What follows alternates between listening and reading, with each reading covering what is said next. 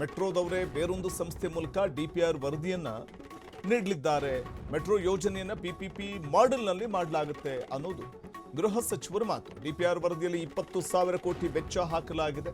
ಎಷ್ಟಾಗಬಹುದು ಇಲ್ಲಿಂದ ತುಮಕೂರಿಗೆ ಅನ್ನುವಂಥ ವಿಚಾರವಾಗಿ ಸಂಪುಟ ಸಭೆಯಲ್ಲಿ ಈ ಬಗ್ಗೆ ಚರ್ಚೆಯನ್ನು ಮಾಡ್ತೀವಿ ಎಂದಿದ್ದಾರೆ ಪರಮೇಶ್ವರ್.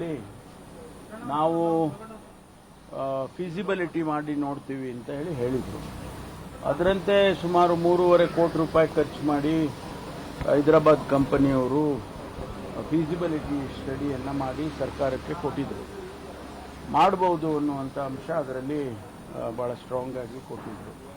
ಅದಾದ ಮೇಲೆ ಮತ್ತೆ ಚರ್ಚೆ ಮಾಡಿ ಇದಕ್ಕೆ ಒಂದು DPR ಮಾಡಬೇಕಾಗುತ್ತೆ ಅಂತ ಹೇಳಿ DPR ಮಾಡೋದಕ್ಕೆ ಮತ್ತೆ ಟೆಂಡರ್ ಕರೆದು ಆ ಪ್ರೋಸೆಸ್ನಲ್ಲಿ ಒಂದು ಕಂಪನಿಗೆ ಕೊಟ್ಟಿದ್ರು, ಮೆಟ್ರೋದವರೇ ಕೊಟ್ಟಿದ್ರು.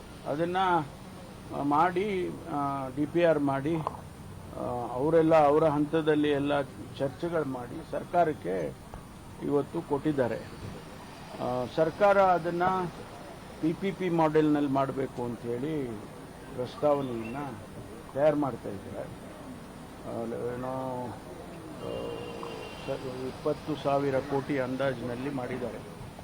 ಅದಕ್ಕೆ ಡೀಟೇಲ್ಸ್ ಎಲ್ಲ ಅಂದರೆ ಎಷ್ಟು ಸ್ಟಾಪ್ ಇರಬೇಕು, ಎಲ್ಲೆಲ್ಲಿ ಸ್ಟಾಪ್ ಇರಬೇಕು, ಯಾವ ರೀತಿ ಅದನ್ನು ನ್ಯಾಷನಲ್ ಹೈವೇಯಲ್ಲಿ ತೆಗೆದುಕೊಂಡು ಹೋಗಬೇಕು, ಅದನ್ನೆಲ್ಲ ಡೀಟೇಲ್ ಆಗಿ ಕೊಟ್ಟಿದ್ದಾರೆ.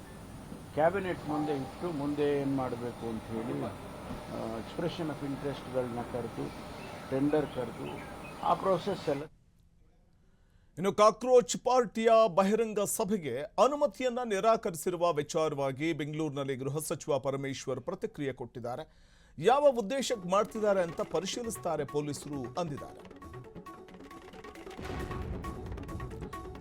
ದೇಶದಲ್ಲಿ ರಾಜಕೀಯ ಬಿರುಗಾಳಿ ಸೃಷ್ಟಿಸಿ ಸಾಮಾಜಿಕ ಜಾಲತಾಣದಲ್ಲಿ ವಿವಾದ ಹುಟ್ಟುಹಾಕಿರುವಂತಹ ಕಾಕ್ರೋಚ್ ಜನತಾ ಪಾರ್ಟಿ ಬೆಂಗಳೂರು ನಗರದಲ್ಲಿ ಮೊದಲ ಬಹಿರಂಗ ಸಭೆಗೆ ಪೊಲೀಸರು ನಿರ್ಬಂಧ ಹೇರಿರುವ ವಿಚಾರವಾಗಿ ಗೃಹ ಸಚಿವರು ಮಾತಾಡಿದ್ದಾರೆ.